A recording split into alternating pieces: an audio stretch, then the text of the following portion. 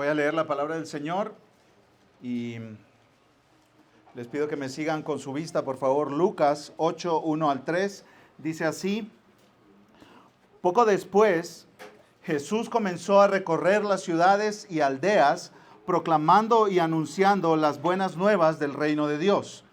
Con él iban los 12 discípulos y también algunas mujeres que habían sido sanadas de espíritus malos y de enfermedades. María, llamada Magdalena, de la que habían salido 7 demonios. Juana, mujer de Chuza, mayordomo de Herodes, Susana y muchas otras que de sus bienes personales contribuían al sostenimiento de ellos. Muchos han escuchado de un hombre predicador llamado Charles Spurgeon. Él pastoreó la iglesia más grande del mundo en su tiempo, en los años 1800. Cada semana se publicaban impresos y se distribuían 25,000 sermones. O sea, él predicaba el domingo en su iglesia y se imprimían el lunes o martes los sermones, y esa semana salían 25,000 sermones distribuidos por toda Europa y el mundo. Sus sermones se traducían a 20 idiomas diferentes. En ese tiempo, sin internet, sin celulares, sin WhatsApp, sin redes sociales. Escribió más de 140 libros y dirigió más de 60 ministerios durante su vida. Y muchas personas lo conocen. Yo estoy seguro que la mayoría de los que estamos aquí hemos escuchado de él. Pero muy pocos conocen a su esposa, Susana. Él la llamaba Susi y le decía cariño. Ellos tuvieron 2 hijos gemelos. Y después de ese parto, ella quedó muy mal de salud. Terriblemente mal de salud. Al grado que ella, la mayor parte de la vida de su esposo, no pudo ir a la iglesia porque tenía que estar en cama, en casa, encerrada, guardada. Casi llegó a ser una inválida. Sus problemas de salud eran muy graves, que llegaron a requerir cirugía.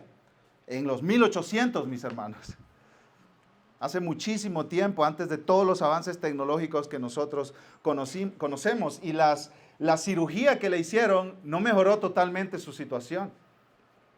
Ella siguió teniendo problemas durante toda su vida, pero con todas las limitaciones que ella tenía por su salud, ayudaba a su esposo en su ministerio. Ella le ayudaba los sábados a preparar sus sermones. Spurgeon no trabajaba en sus sermones durante la semana, solo los sábados en la noche.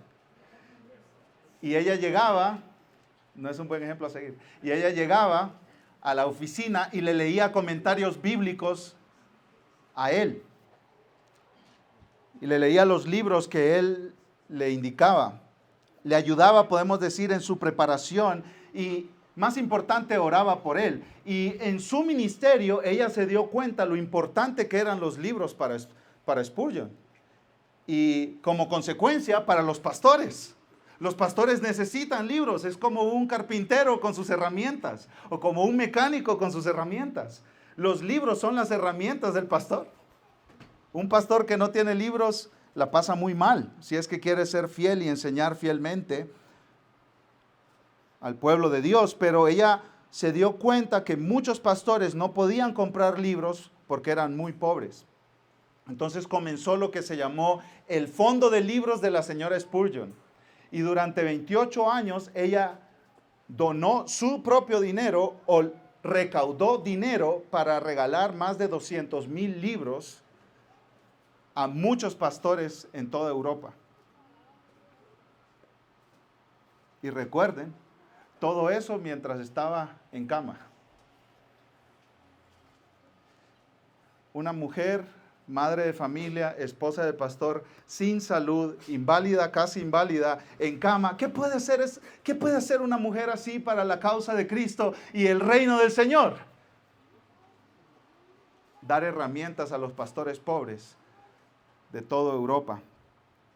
Pero no terminó ahí. Su esposo murió bastante joven y ella ayudó en la plantación de una iglesia en un pueblito al sur, en la costa sur del Reino Unido.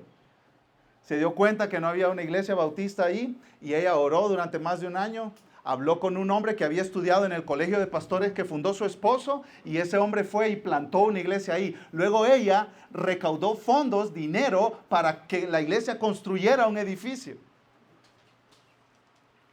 Y esa iglesia todavía al día de hoy sigue ahí predicando el evangelio. Ayer fui a su sitio web.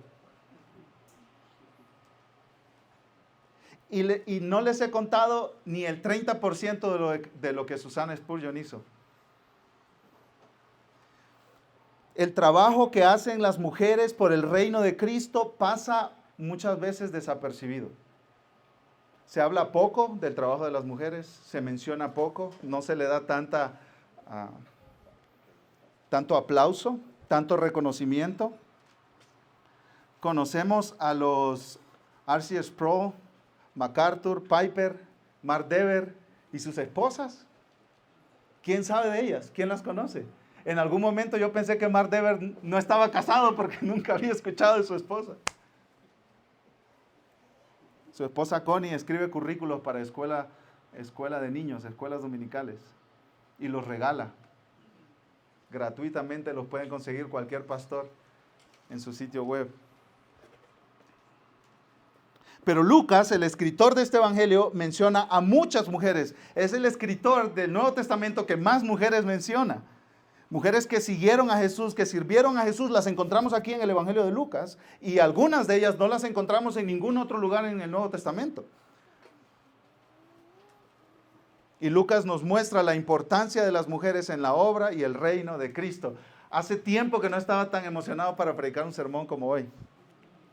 Este sermón se titula Las mujeres en la misión de Jesús. Y voy a separar este sermón en tres partes. Primero vamos a hablar de cuál era la misión de Jesús. En segundo lugar, qué mujeres acompañaron a Jesús. Y en tercer lugar, cómo servían estas mujeres en la misión de Jesús. En todo el evangelio de Lucas, Lucas nos dice constantemente que Jesús estaba predicando, que Jesús estaba viajando, caminando de pueblo en pueblo, de lugar en lugar, sirviendo a las personas y anunciando las buenas noticias del reino de Dios. Y entonces, en varios lugares, como que Lucas hace una pausa entre una narración y otra para hablarnos acerca de que Jesús iba de pueblo en pueblo.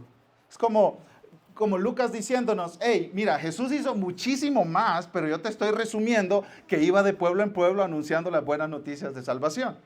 Y lo que nos encontramos aquí en Lucas 8, 1 al 3, es un resumen. Si Lucas se pusiera a contar específicamente cada detalle, nunca acaba de escribir el evangelio.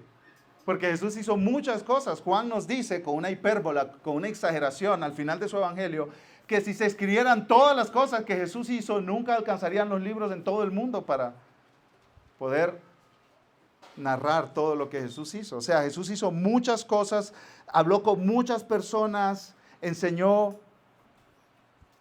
y anduvo por todo Israel predicando el mensaje del reino. Y varios comentaristas lo que hacen es hacer una sola sección de Lucas 8:1 hasta Lucas 8:21. Y yo tenía la tentación de predicar toda esa sección, porque sí tiene sentido predicar toda esa sección, pero es demasiado importante hablar del rol de las mujeres en la misión de Jesús, especialmente para nuestra iglesia bebé que apenas tiene 9 meses.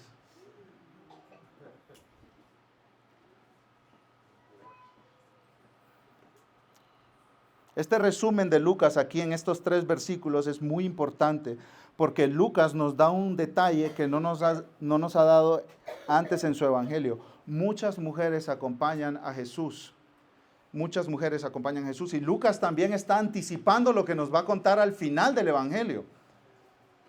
La crucifixión de Jesús, la sepultura de Jesús y la resurrección de Jesús es presenciada principalmente por mujeres. Recuerden que sus discípulos huyeron cuando arrestaron a Jesús. Sus discípulos no se encontraban quizá más que Juan al lado de la cruz cuando fue crucificado. Sus discípulos no estaban por ninguna parte cuando Jesús fue sepultado. Y las primeras que vieron a Jesús resucitado fueron mujeres, no fueron los discípulos.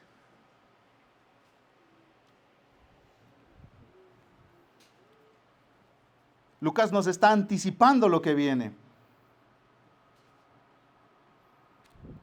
Muchas mujeres caminaron con Jesús durante todo su ministerio y sirvieron en la misión de Jesús. Entonces, entremos al texto, mis amados hermanos. Veamos en primer lugar cuál era la misión de Jesús. Mira el versículo 1. Poco después, Jesús comenzó a recorrer las ciudades y aldeas, proclamando y anunciando las buenas nuevas del reino de Dios. Con él iban los 12 discípulos. La frase poco después es poco después de ¿qué, Lucas? Poco después de que un fariseo lo invitó a comer a su casa y una mujer con una mala reputación en la ciudad llegó y ungió los pies de Jesús con un perfume, los lavó con sus lágrimas y los secó con sus cabellos. Después de eso, después de ese evento con esa mujer ahí en la casa de este fariseo, Jesús comenzó a recorrer las ciudades y aldeas. ¿Y qué hacía Jesús mientras iba de ciudad en ciudad, de pueblo en pueblo, de aldea en aldea? Jesús estaba proclamando y anunciando las buenas nuevas del reino de Dios. En otras palabras, Jesús llegaba a un pueblo y decía, buenas noticias, eso es buenas nuevas, buenas noticias, buenas noticias. El reino de Dios ha llegado. Jesús decía, yo soy el rey prometido durante todo el Antiguo Testamento.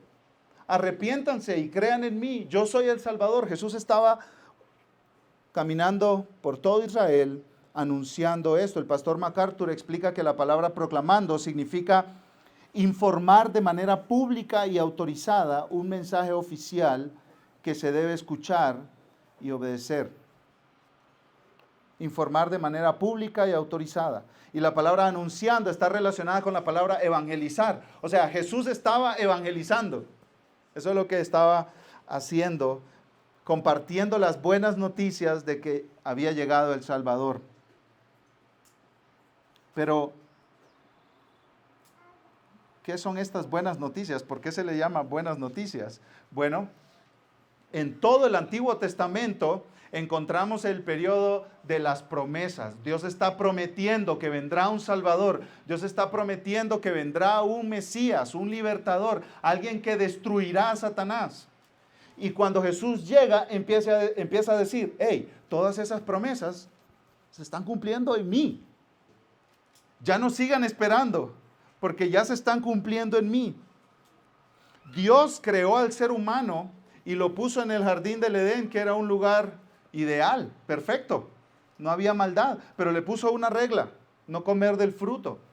Y Adán y Eva, y todos nosotros con ellos ahí, porque estábamos siendo representados por ellos en ese momento, caímos, pecamos, nos rebelamos contra Dios.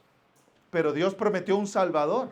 Y Jesús está caminando de pueblo en pueblo diciendo, yo soy ese Salvador, cree en mí, arrepiéntete de tu pecado, arrepiéntete de tu maldad y cree en mí. Y ese es el mensaje que seguimos proclamando hoy. Arrepiéntete de tu pecado y cree en Jesús como tu Salvador, como tu esperanza para reconciliarte con Dios. Y aquí hay algo increíble, un comentarista que se llama Robert Stein explica que Jesús está anunciando la llegada del reino de Dios, el rey, el Mesías prometido está aquí.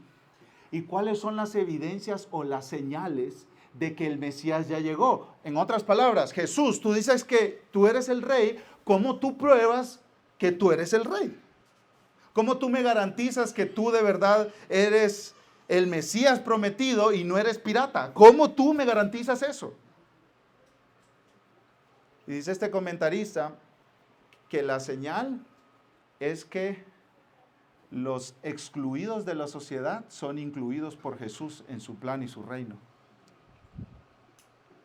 Jesús empieza a ministrar a los pobres, a los leprosos, a los ciegos, a los sordos, a los ignorados de la sociedad, las prostitutas, los cobradores de impuestos,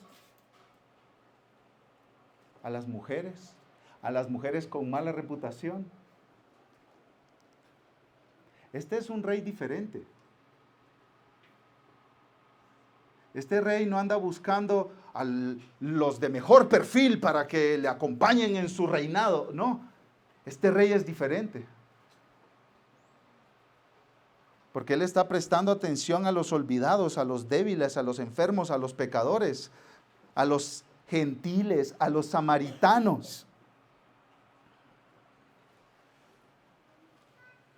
Pero Jesús no estaba haciendo su ministerio o cumpliendo su misión solo, solitario. No era el llanero solitario que andaba por ahí sin ayuda, no. Dice Lucas que con Él iban los 12 discípulos. A estos que Jesús les llamó apóstoles, ya los conocimos en el capítulo 6. Después de pasar toda la noche orando, Jesús escogió a estos 12 hombres que eran los enviados oficiales de Jesús o los comisionados oficiales de Jesús. Jesús los estaba preparando en ese momento para enviarlos en el futuro. Ellos tenían que estar con Jesús, tenían que aprender de Él para luego ser enviados. Y aquí yo quiero que hagamos una pausa, mis amados hermanos, y es muy necesario hacer esta pausa, especialmente para nosotros como iglesia joven. Es súper necesario hacer esta pausa aquí. Tenemos que reflexionar un poco sobre estos hombres. Lucas ya los ha mencionado varias veces, en Lucas 5, en Lucas 6, y aquí los vuelve a mencionar otra vez, en Lucas 8, pero hasta ahora estos 12 hombres son como la mosca en la ventana, como los pájaros en el alambre, o sea, como que solo están ahí, pero no hacen nada, no dicen nada, Jesús no les pide opinión de nada. No los ha enviado a enseñar, no los ha enviado a sanar. ¿Saben cuándo hace eso Jesús? En el capítulo 9. Miren conmigo, capítulo 9, Lucas 9. Vamos a estar ahí, si Dios lo permite, en unas cuantas semanas. Dice Lucas 9:1, reuniendo Jesús a los 12 discípulos, les dio poder y autoridad sobre todos los demonios y para sanar enfermedades. Y ahí sí, los envió a proclamar el reino de Dios y a sanar a los enfermos. Hermanos, para este momento Jesús ya está cerca del segundo año de su ministerio y los discípulos han caminado con Él desde el bautismo de Juan, el Bautista, allá en el Jordán. Pero ¿por qué se esperó tanto tiempo para ponerlos a hacer, para ponerlos a trabajar, para ponerlos a servir? Porque primero tiene que entrenarlos, primero tiene que capacitarlos, primero ellos, escuchen mis hermanos, tienen que ver a Jesús y aprender de Él. Mientras lo miran. Aplicación.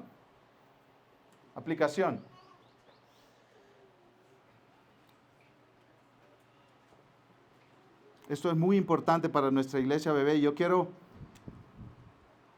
aplicar esto específicamente a los hombres que aspiran al ministerio pastoral. Hay hombres aquí que me han dicho, Daniel, yo aspiro al ministerio pastoral, yo aspiro a servir a Cristo como pastor. Bueno, quiero leer una cita del pastor Miguel Núñez. Esto él lo repite en sus libros, en sus conferencias, en sus predicaciones, por todas partes. Dice lo siguiente: si no has aprendido a seguir a otros, no estás listo para liderar. Otra vez. Si no has aprendido a seguir a otros, no estás listo para liderar. Y el pastor Miguel continúa, dice, créeme, no ha habido ningún buen líder que no haya sido primero un buen seguidor. Josué se formó a la sombra de Moisés. Eliseo bajo el liderazgo de Elías. Timoteo fue formado por Pablo. El buen seguidor aprende sumisión, humildad, paciencia y aprende también a escuchar. Los grandes líderes siempre han aprendido todo esto primero antes de ser usados grandemente por Dios. En otras palabras, Jesús estaba diciendo, yo no tengo prisa con ninguno de ustedes. Mírenme, aprendan de mí, síganme. Miren cómo oro, miren cómo hablo con las personas, miren cómo comparto el evangelio.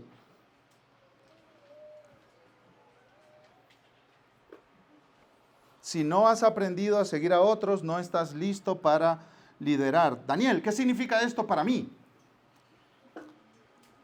Bueno, si tú aspiras al ministerio pastoral o al liderazgo en la iglesia, yo te pregunto, ¿cómo respondes cuando un líder te da instrucción? ¿Ves tu necesidad de aprender de otros? ¿Es tu corazón suave y aceptas enseñanza y corrección o te defiendes constantemente? ¿Cuál es tu postura? ¿Cuál es la postura de tu vida? ¿Qué actitudes te caracterizan más? ¿Quieres un lugar de prominencia? ¿Que te vean? ¿Que te escuchen? Oh, yo tengo mucho que dar. Solo ponme, como el jugador que está ahí sentado en la banca, ¿no? Que está sentado en la banca y, a ver, ¿cuándo me escoge? ¿Cuándo me escoge el director? El director técnico.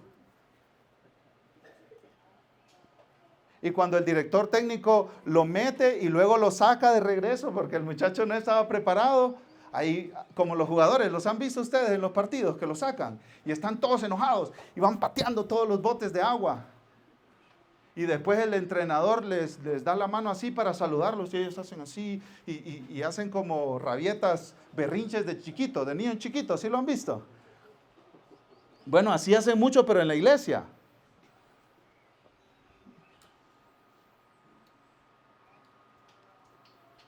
¿Quieres prominencia o estás dispuesto a servir aunque nadie lo note?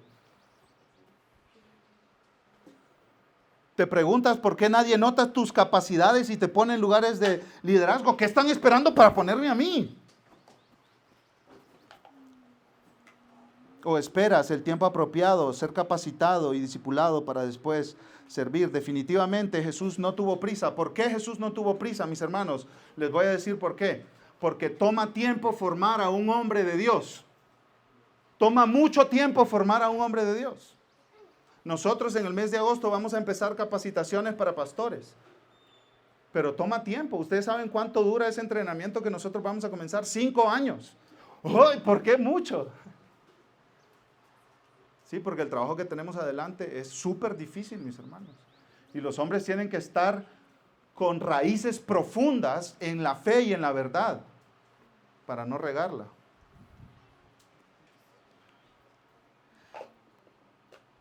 No tenemos prisa. Jesús no tuvo prisa, nosotros no tenemos prisa tampoco. Ya vimos entonces en primer lugar cuál era la misión de Jesús: andar por todos los pueblos y aldeas anunciando que Él era el Rey prometido desde el Antiguo Testamento. Ahora veamos en segundo lugar qué mujeres acompañaban a Jesús. ¿Qué mujeres acompañaban a Jesús? Jesús no era acompañado solamente por los 12 apóstoles, también era acompañado por, dice aquí, muchas mujeres. Por muchas mujeres. Versículo 2. Y también algunas mujeres que habían sido sanadas de espíritus malos y de enfermedades. O sea, Lucas nos está diciendo, ahí va Jesús de pueblo en pueblo y nosotros tenemos que imaginarnos, tenemos que, como viendo una película, algo así, ¿no? Tenemos que imaginarnos la escena. Ahí está Jesús, luego los 12 apóstoles y dice Lucas, y también algunas mujeres. O sea, ahí van mujeres en la caravana de Jesús. Ahora, mis amados hermanos, tenemos que entender lo contracultural que es esto que está sucediendo, que Lucas nos está diciendo. Esto no era visto en el primer siglo. ¿Mujeres siguiendo a un rabino, a un rabí, a un maestro? No, los rabinos de ese tiempo no querían ni enseñar a las mujeres. Solo hombres nada más. Solo hombres. Esto es algo extraordinario, esto es algo fuera de lo normal, lo que está haciendo Jesús aquí. Las mujeres en el primer siglo eran vistas literalmente como personas de segunda clase, como ciudadanos de segunda clase. O sea, estaban los hombres y las mujeres muy allá, muy abajo.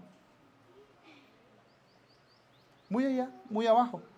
Las mujeres no podían ser testigos en cortes judiciales, en un caso judicial. Hay documentos judíos que dicen cosas como lo siguiente: ser testigos y hacer juramento en una corte se aplica a los hombres, pero no para las mujeres. Ninguna mujer puede aportar pruebas en un juicio. Una mujer está descalificada para testificar. Los judíos así más bravos y más bravos y más bravos hacían una oración que decía: gracias Dios por no hacerme gentil, ni mujer, ni perro.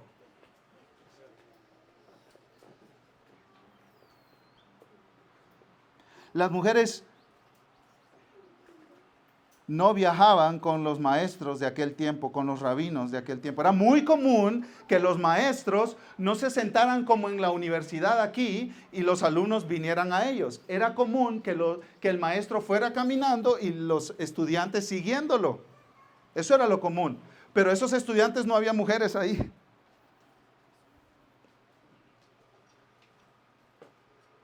Los maestros del tiempo de Jesús tenían muy mala opinión de las mujeres. Pero Jesús practicó una inclusión radical. Él estaba estableciendo un nuevo reino y este reino era diferente a cualquier reino humano. Esta es una inclusión radical de los menospreciados de la sociedad. Y quiero leerle una cita de R.C. Sproul y después, ¡boom!, aplicar esto, especialmente a los hombres. Empezando por mí. R.C. Sproul dice, tenemos la dicha de contar con este retrato de la estrecha relación de Jesús con las mujeres y del hecho de que las tratara, escucha, con respeto, honor y dignidad, lo cual era bastante inusual en el primer siglo. Aplicación. Mañana es lunes y después martes, miércoles, jueves, viernes, sábado y otra vez domingo. Hombres, ¿cómo tratamos a las mujeres en nuestra vida? ¿Cómo las tratamos? ¿Con respeto, honor y dignidad? ¿O con irritabilidad, enojo, ofensas, insultos? Porque si la estamos tratando con irritabilidad, enojo, ofensas, insultos, no es a Jesús a quien estamos imitando, mis amados hermanos. No es a Jesús. ¿Cómo tratas, hombre, a tu esposa? ¿Cómo la tratas? ¿Cómo le hablas? Piensa, reflexiona. Mientras estaba yo aquí sentado cantando, estaba pensando en eso. ¿Cómo yo trato a mi esposa? ¿Cómo le hablo? Tú tienes hijas, mujeres. ¿Cómo las tratas? ¿Cómo les hablas? Platicando con mujeres durante mi ministerio pastoral, he escuchado una y otra vez y otra vez y otra vez las heridas que sus padres dejaron en sus vidas al insultarlas, ofenderlas, no las bajaban de tonta, estúpida, desperdicio, no sirves para nada. ¿Tú tratas así a tus hijas?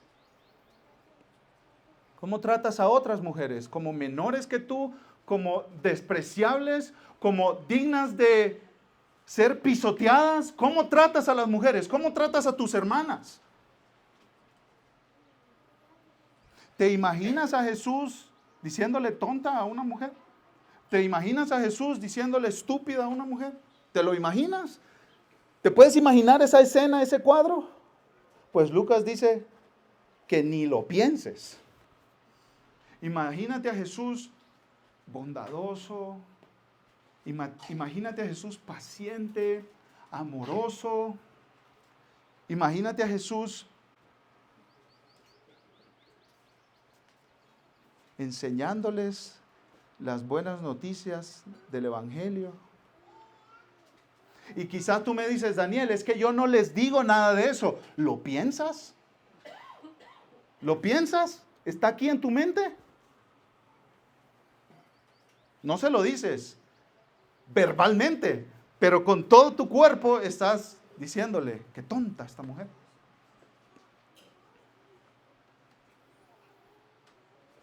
Niños, yo quiero que me miren, niños que están aquí, varones, mírenme.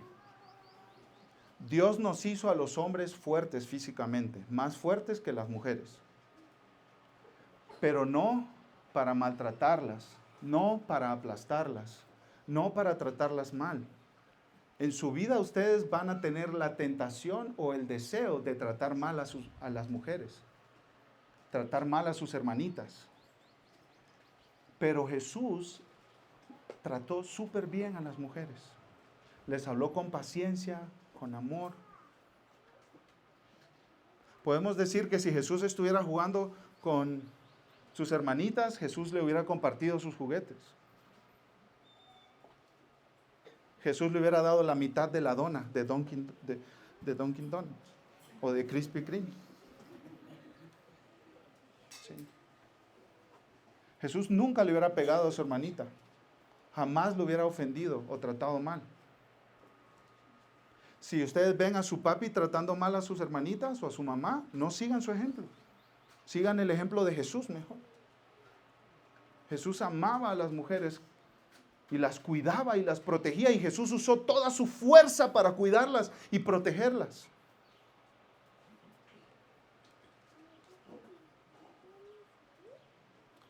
Y hombres, si hemos estado tratando mal a las mujeres en nuestra vida, arrepintámonos, pidámosle perdón a Dios y pidámosle perdón a ellas, porque hay consecuencias para los que tratan mal a las mujeres. Hay consecuencias graves, serias, desastrosas.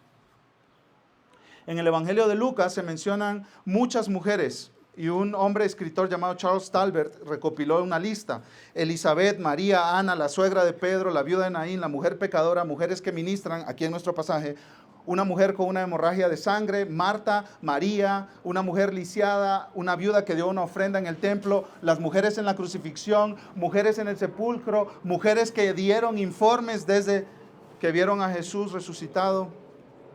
Esto es radicalmente diferente a lo que esperaríamos de las historias y escritos del primer siglo. Y para los que dudan de la fe cristiana, aquí les va un dato. Si todo esto fuera mentira y una fabricación humana, las mujeres no aparecieran en toda la historia de los evangelios. Porque era como despreciable relacionar mujeres como testigos de las obras de un maestro. Si tú dices, no, eso se lo inventaron, no sabes de lo que estás hablando. Esto valida que las historias son verdad, porque nadie contaba estas historias en el primer siglo. De mujeres siendo testigos y discípulos de un maestro reconocido.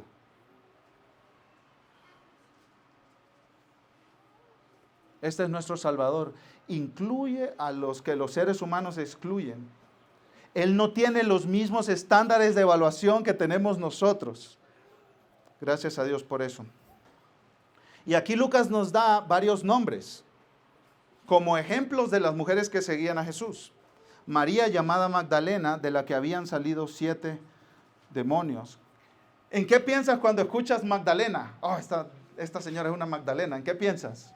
En una señora que llora y llora y llora, ¿no es cierto? En el tiempo de Jesús, Magdalena no era una señora llorona. Era una señora de un pueblo que se llamaba Magdala, cerca del mar de Galilea, donde Jesús se crió, cerca Jesús se crió y él ministraba. Ahí hizo la mayor parte de su ministerio. Era decir María Magdalena era como decir el apellido de la persona. Habían tantas Marías en el primer siglo, como en México, que tenían que identificar qué María era de la que estaban hablando. ¿Y qué María es? Pues la de Magdala. Ah, ok, ya entiendo de qué María me estás hablando. Y esta María había sido liberada de una posesión demoníaca que tenía 7 demonios. En una condición horrible, le hacía a la persona, esto significa que estaba controlada por espíritus malos, por espíritus de Satanás. Y esto le alejaba de su familia, de la sociedad, y por ella misma no se podía liberar, porque los demonios eran demasiado poderosos. Entonces, se encontró con Jesús y Jesús la liberó de esta horrible situación.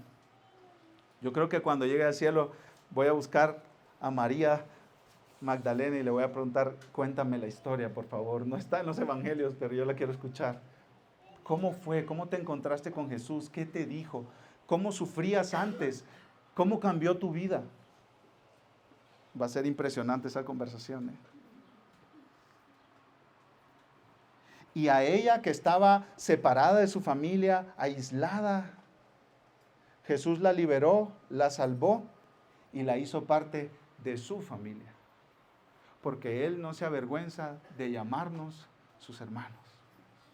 Este es nuestro Salvador. Mira, te lo presento. Este es. María es muy mencionada en todos los evangelios porque aparece al momento de la crucifixión, de la sepultura de Jesús y de la resurrección. Escuchen, ella fue la primera persona que vio al Jesús resucitado. Otra mujer que nos menciona Lucas es Juana, mujer de Chuza, mayordomo de Herodes. Y recuerden, este evangelio, Lucas lo está escribiendo para un amigo que se llama Teófilo. Y Teófilo está en los altos rangos del imperio, del gobierno. Y Teófilo va a conocer toda esta gente, porque estos eran personas que estaban cerca del gobernador Herodes. Este Herodes fue el que arrestó a Juan el Bautista y le cortó la cabeza. Y este Herodes tenía gente cerca de él que creía en Cristo y que seguían a Cristo y que le daban testimonio de su fe. O sea, el evangelio, lo que Lucas nos está diciendo aquí, es que el evangelio estaba llegando a los mercados y al palacio de gobernación. Desde el tianguis a la Casa Blanca. Eso es lo que está diciendo Lucas aquí. Eso es lo que está diciendo Lucas aquí.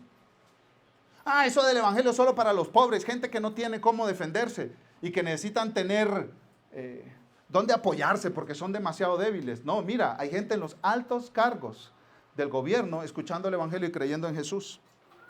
Este Chuza administraba las propiedades y los tesoros de Herodes. Juana también fue testigo de la crucifixión. La encontraremos, Dios mediante, en no sé cuántos meses en Lucas 24, versículo 10. Luego Lucas menciona a una mujer llamada Susana, que también acompañaba a Jesús, de la cual no sabemos nada, solo que acompañaba a Jesús. Y luego Lucas dice que muchas otras mujeres también seguían a Jesús. Muchas mujeres, no pocas, muchas mujeres. Y aquí hay algo impresionante, mis amados hermanos, que yo me deleité un montón. Varios comentaristas hacen este comentario. Los evangelios nos hablan de muchos hombres que hicieron cosas muy malas contra Jesús, pero no mencionan ni una mujer que hizo algo malo contra Jesús. Pedro lo negó 3 veces, ¿se acuerdan? Judas lo traicionó. Pilato dio la orden para que lo crucificaran. Herodes se burló de él. Y etcétera. No se menciona ni una mujer que hiciera algo indebido, inapropiado, cobarde, violento contra Jesús. Las mujeres aguantaron en los momentos más difíciles de aguantar mientras arrestaron y crucificaron a Jesús y mientras lo sepultaron. Y los hombres, los bravitos, los muy machos, los que aguantan todo, los que dicen que la mujer es débil, ¿dónde están? Nadie los encuentra.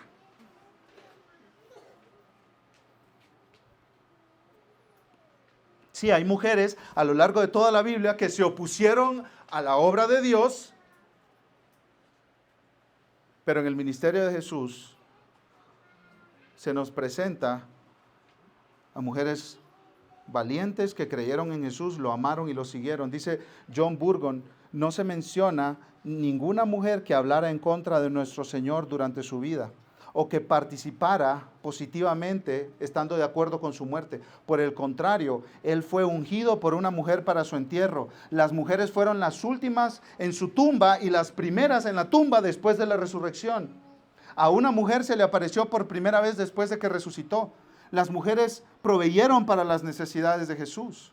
Las mujeres lloraron y lamentaron por Jesús. Incluso una mujer pagana, la esposa de Pilato, intercedió por Jesús ante Pilato. Y sobre todo, dice este hombre, Jesús nació de una mujer. Las mujeres no fueron escogidas como apóstoles, ¿eh? No hay apóstolas en la Biblia. Hay apóstoles, pero no hay apóstolas. Hay pastores, pero no hay pastoras.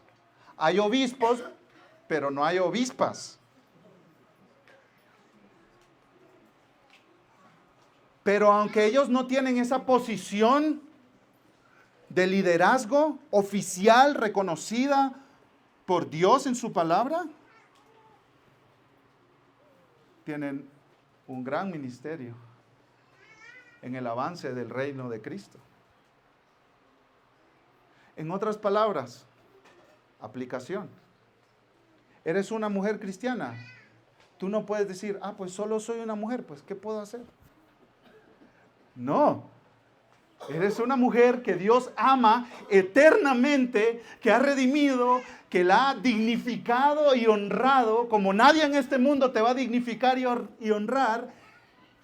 Te ha hecho su hija y tú puedes servirlo, avanzando su reino y su misión en esta tierra. Gracias a Dios por el testimonio y el trabajo de millones de mujeres que han seguido a Jesús fielmente. Hombres, muchas mujeres son un ejemplo para nosotros de perseverancia, de solidez, de firmeza, de decir no a las tentaciones, de obediencia al Señor. Muchos de nosotros tenemos que decir, yo quiero seguir a Jesús como esa mujer. Mujeres que no se quiebran ante la primera presión. Mujeres que no se acobardan. Mujeres que no huyen. Mujeres que no prestan atención a las críticas por su fe, sino que se fortalecen en su fe. Wow. Hombres y mujeres estamos llamados a seguir a Jesús. Veamos en tercer lugar cómo servían estas mujeres en la misión de Jesús. Ya vimos cuál era la misión de Jesús, qué mujeres acompañaron a Jesús. Veamos en tercer lugar cómo servían estas mujeres en la misión de Jesús. Dice al final ahí del versículo 3, que de sus bienes personales contribuían al sostenimiento de ellos. Yo quiero que ustedes se imaginen esta escena conmigo. Ahí viene Jesús, por lo menos 13 hombres, van a entrar a Magdala, el pueblo de María Magdalena, o a Betania, el pueblo de Lázaro, María y Marta. Ahí vienen estos hombres y adivinen qué, no han comido.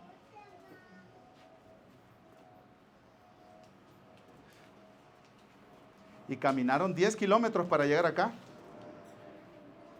Salieron de allá del sur a las 8 de la mañana, son las 5 de la tarde, y nos toca atenderlos.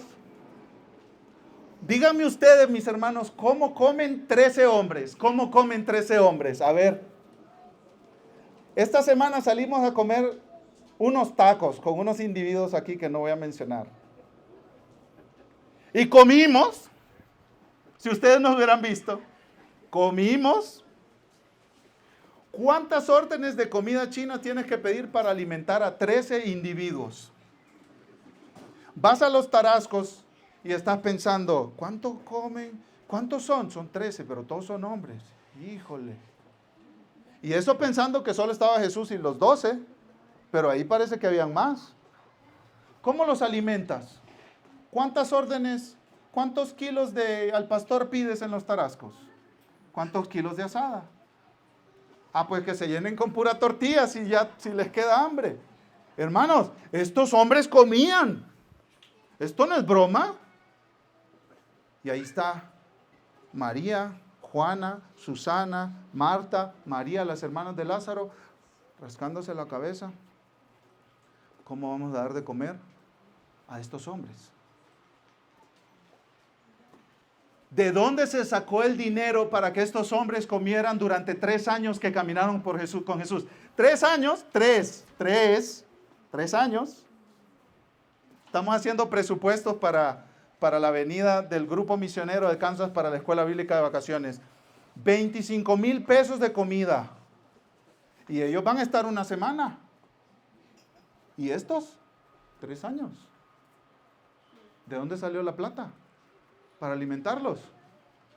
¿Y si se les rompían las chanclas que traían, qué? ¿Y si uno necesitaba un abrigo para las largas vigilias, qué? Mire qué bonito. Estas mujeres, de sus bienes personales, contribuían al sostenimiento de ellos. Algunas Biblias le cambian ellos y ponen él. como sanitizando un poco la escena. Ayudaban, pero a Jesús. Los otros pues se mantenían como ellos podían. Pero el texto dice, ellos pusieron de su dinero, de sus recursos, de sus bolsas, para sostener el ministerio de Jesús y sus discípulos. Dice Juan Calvino que esto es digno de alabar porque refleja que estas mujeres eran piadosas. En lugar de quedarse en sus casas disfrutando de sus riquezas y comodidad, en lugar de vivir tranquilas y sin molestias, decidieron viajar con Jesús y dar de sus recursos para avanzar la misión de Cristo. Estas son las mujeres que seguían a Jesús. Estas mujeres habían escuchado el mensaje del Evangelio, las buenas noticias de salvación, se habían arrepentido, habían creído y decidieron seguir a Jesús y servirlo con todo lo que ellas eran y tenían. Ellas estaban interesadas no en sus propias cosas, sino en los buenos propósitos de Dios y en su misión. Aplicación, hermana, tú, mujer, ¿estás siguiendo a Jesús? ¿Estás caminando con Él? ¿Estás en su palabra aprendiendo de Jesús? ¿Estás caminando con Él viviendo una vida de oración? ¿Estás usando tus recursos, cuantos sean tus recursos, para Jesús y su misión? ¿O los estás usando solo en ti para gastarlos en lo que te gusta y te complace? Ropita, zapatos, ya no te caben. Pero esos te gustaron y hay que comprarlos, ¿cierto? No se enojen, hermanas. Son como aplicaciones, como ideas para aplicar, ¿cierto? Las uñas, los tintes, los cortes, las comidas, los viajes. ¿En qué estás usando tus recursos? Y no hay nada de malo con esto que mencioné, ¿eh? No hay nada de malo. Pero, ¿qué interés tienes en la misión de Jesús? No digas, yo solo soy mujer, ¿qué voy a hacer por el reino de Cristo? Hermana, tú tienes mucho que dar para el reino de Cristo. Si un día vienen los extraterrestres y ¡pup!, se llevan a todas las mujeres de todas las iglesias de todo el mundo, ¿se para la obra del Señor, mis hermanos? No hay más que hacer. Primero porque nosotros nos vamos a deprimir, nos vamos a morir de pura depresión. Pero después las mujeres sostienen una gran parte de la obra del ministerio. Tú tienes mucho que dar. Yo no estoy diciendo que está mal que te vayas a hacer las uñas una vez a la semana. Yo no estoy diciendo que eso está mal. Pero ¿por qué no le compartes el evangelio a la muchacha que te está haciendo las uñas? Pensando en la misión de Dios. O sea, estás pensando cómo yo puedo participar del avance del reino de Cristo. O solo estás pensando en tu apariencia, en tu ropa, en tu vanidad. ¿Por qué? Hermana, tú tienes mucho que dar. De tu dinero, tus recursos, tu tiempo para avanzar el reino de Cristo. Quiero terminar regresando a Charles Spurgeon. Yo mencioné a su esposa Susana al inicio del sermón y quiero terminar mencionando otras mujeres que fueron muy importantes en su misión y en su ministerio. Primero quiero citar esta frase de él. Él dijo en un sermón: nos equivocamos grandemente cuando pensamos que solo el predicador puede ministrar para el reino del Señor y el avance de su obra. Jesús tiene trabajo de todo tipo para todo tipo de seguidores. Las mujeres ayudaron mucho a Jesús y a Pablo. Y ciertamente, así como no hay un ángel que sea ocioso o perezoso, no debe haber cristiano ocioso ni perezoso. No somos salvos para vivir para nosotros mismos, sino para servir al Señor y a su pueblo. No perdamos nuestro llamado. Susana Spurgeon, la esposa, ya les comenté varias cosas de las que hizo, pero también Elisa Spurgeon, su madre, tiene mucho que ver con la vida de Spurgeon. Elisa fue madre de 17 hijos. Solo 8 sobrevivieron a la vida adulta. El resto murieron en la infancia. Y ella se dedicó incansablemente a la crianza y el cuidado de su familia. Oraba por sus hijos. El papá de Charles Spurgeon, el esposo de Elisa, llamado John, dio testimonio, recordando lo impresionado que él estaba al oírla orar por sus hijos por nombre. Un hermano de Charles Spurgeon, John Archer, dijo lo siguiente de su mamá: ella fue el punto de partida de toda la grandeza que cualquiera de nosotros, por la gracia de Dios, ha disfrutado. Y Spurgeon en su autobiografía dijo: yo le debo todo mi ministerio a las oraciones de mi iglesia por mí y al ministerio de mi mamá en mi infancia. Déjeme mencionarle otra mujer piadosa en la vida de Spurgeon, Mary King. Cuando Spurgeon tenía 15 años, fue a estudiar en una academia. Y ahí conoció a esta mujer, Mary King. ¿Saben qué hacía ella? Era cocinera de esa escuela. Y ella amaba la doctrina calvinista. Y dice que repasaba con Spurgeon el pacto de la gracia y hablaba con ella de la elección de los santos, de la unión con Cristo, de la perseverancia de los santos hasta el final, de la piedad vital. Wow. Dice Spurgeon: creo que aprendí más de ella de lo que habría aprendido de 6 doctores en divinidad como los que tenemos en la actualidad.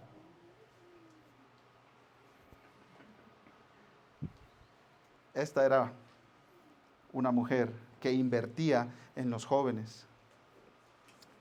Déjame contarle de otra, Anne Hilliard. En la década de 1860, Spurgeon le pidió a toda su iglesia que empezaran a orar como iglesia para que Dios los usara grandemente en Londres, con todas las necesidades que había en aquel momento. Y una de las necesidades más grandes era establecer o fundar un orfanato para cuidar de los niños de la calle. Y empezaron a orar y a orar y a orar y a orar. Y una viuda de un pastor anglicano había recibido una herencia enorme. Y se dio cuenta que la iglesia estaba orando para que Dios les permitiera servir a la ciudad de Londres. Y ella fue a hablar con Spurgeon y dio una donación para empezar el orfanato de 20,000 libras. Hice equivalencias y es lo que hoy se daría como 70 millones de pesos. ¿Qué harías tú con 70 millones de pesos, hermana, si de repente el tío rico que tú no sabías que tenía, ¡pum!, se muere y te deja una herencia? ¿Qué harías con 70 millones de pesos tú? ¿Pensarías en avanzar la misión de Dios y del reino de Cristo? Esta mujer murió en 1880 rodeada de los niños del orfanato que había ayudado a rescatar, y sus últimas palabras fueron: mis niños, mis niños. La última mujer que te quiero mencionar en la vida de Spurgeon, hay más, pero te quiero mencionar a ella, es la señora Bartlett. Empezó dando clases a los niños y tenía en su primera clase 3 adolescentes. 6 años después daba clases semanales a 1,000 mujeres en la iglesia. 1,000 mujeres, incluidas muchas prostitutas de Londres. Y una de esas prostitutas al menos llegó a ser misionera en el extranjero. Spurgeon decía que ella era su mejor diácono.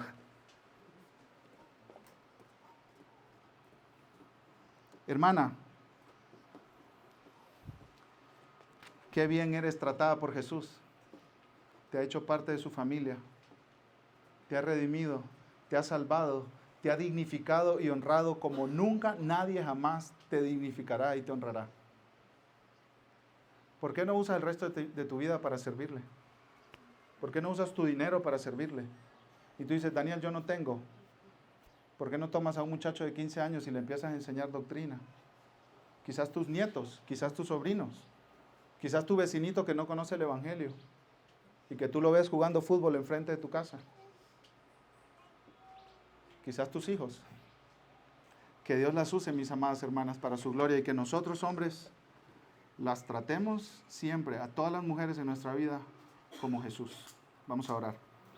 Amado Padre, gracias porque en tu palabra nosotros somos instruidos de todas las áreas de nuestra vida y recibimos ejemplo de Jesús,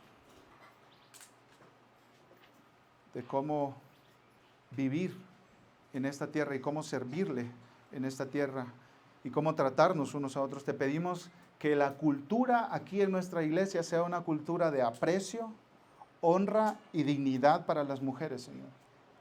Padre, que no haya nada de maltrato a las mujeres ni en nuestros hogares ni aquí en la iglesia. Y de maltrato no me refiero, Señor, a golpes o peleas de puños, que también eso se incluye.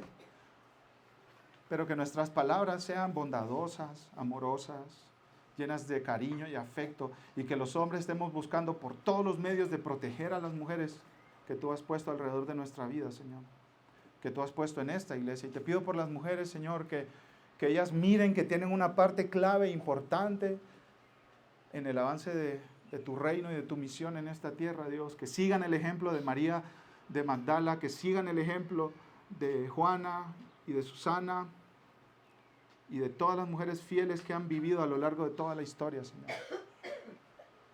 Para tu gloria, amado Dios. Perdónanos cómo hemos fracasado, Dios, en estas áreas que acabamos de mencionar. Y ahorita, recordando la Santa Cena, vamos a recordar que hemos sido totalmente perdonados, Señor, en lo que hemos fracasado. Gracias por Jesús, por su sacrificio. En su nombre. Amén.